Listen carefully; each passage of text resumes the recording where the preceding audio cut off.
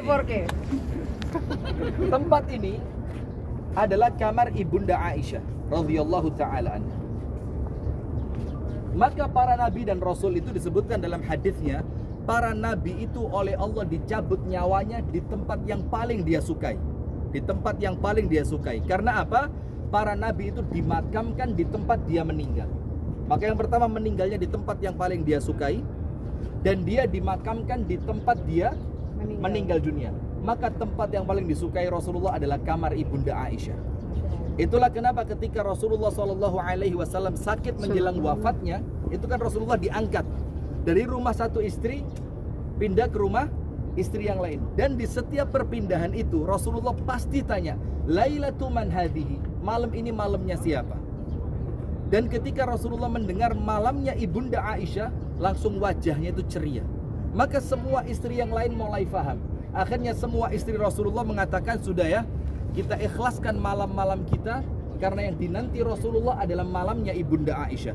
Maka mereka semuanya sepakat, mereka ridho, mereka ikhlas untuk malam mereka semuanya diberikan kepada Ibunda Aisyah. Dan sampai terakhir meninggalnya di pangkuan Ibunda Aisyah radhiyallahu taala anha, dan dimakamkan di kamar Ibunda Aisyah. Ketika Abu Bakar radhiyallahu taala anhu meninggal dunia, yang memang dia adalah ayah dari Ibunda Aisyah, maka langsung dimakamkan di sampingnya. Dan makamnya tidak lurus, tapi sedikit mundur ke belakang. Rasulullah paling depan, Abu Bakar sedikit mundur ke belakang. Kata Ibunda Aisyah, ketika Abu Bakar dimakamkan di sebelah suamiku, maka aku masuk ke dalamnya tanpa menggunakan hijab.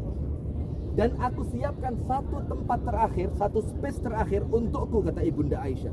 Sehingga ada suamiku di sana, dan ada ayahku di sana, dan di sebelahnya dimakamkan diriku, kata Ibunda Aisyah radhiyallahu taala anha.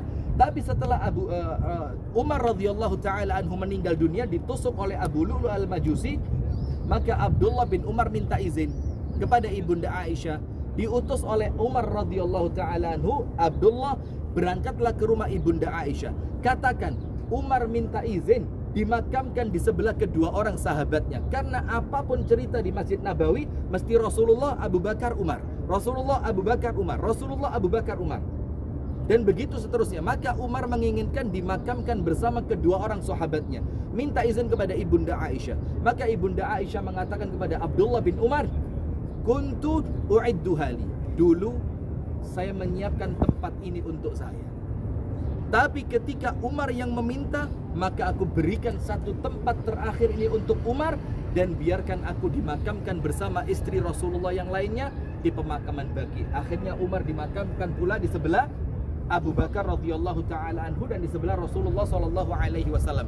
Dan mulai hari itu, setiap Ibunda Aisyah berziarah ke makamnya Rasulullah, Abu Bakar dan Umar, maka Ibunda Aisyah menutup seluruh auratnya dengan sempurna, ta'ziman li Umar, untuk memuliakan siapa?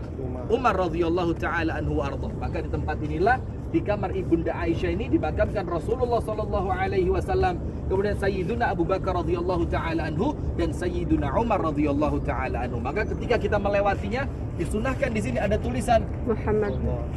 Huna assalamu ala Rasulillah. Di tempat inilah ucapkan salam kepada Rasulullah.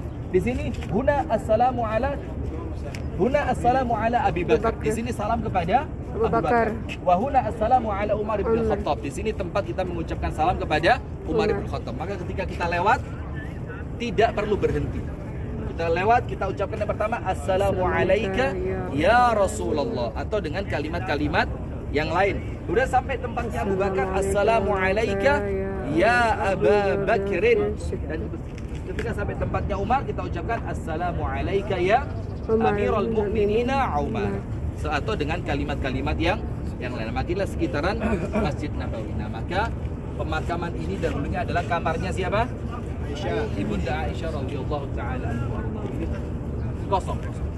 Nah, sekarang